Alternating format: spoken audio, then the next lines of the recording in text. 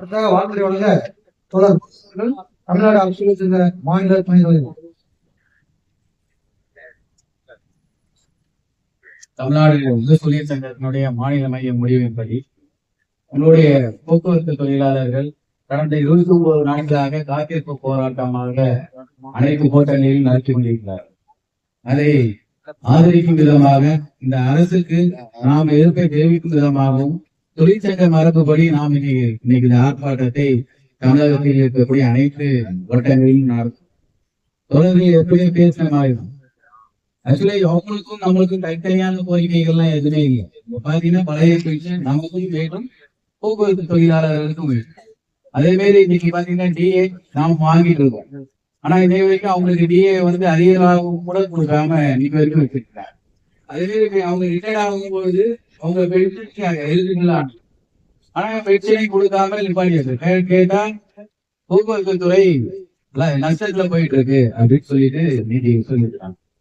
சேவை செய்யக்கூடிய ஒரு அரசாங்கம் இப்படி நஷ்டம் லாபம் அப்படிங்கறத பார்த்திருக்கு.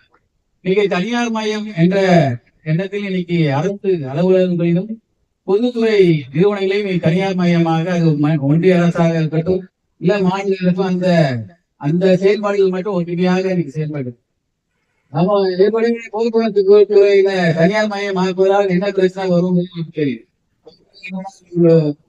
3 நாளைக்கு முன்னாடி திருச்செந்தூர் காயல்பட்டினத்துல ஏறக்கூடியவங்க திருச்செந்தூர்ல ஒரு பஸ்ல ஏறினாங்க. ஏற்ற மாட்டேன்ட்டாங்க.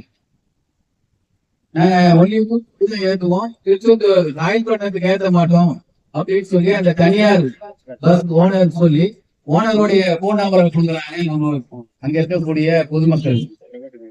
அதை கண்டித்து அது போல அது பேஸ்புக்ல அதெல்லாம் மீடியால வந்த சொல்லிதான் இந்த ஆர்கியூ அப்பதான் செயல்படுது.